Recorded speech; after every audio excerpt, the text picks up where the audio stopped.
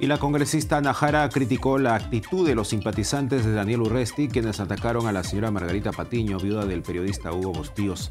A través de su cuenta de Twitter, Jara Velázquez lamentó que la portátil que acompañó al precandidato presidencial de Gana Perú haya hostilizado a Patiño. Aquí está lo que escribió en Twitter Ana Jara: no avalo ni avalaré conductas como las de hoy, donde un grupo de personas fustigaron a la viuda de Bustíos. Esos no pueden ser nacionalistas.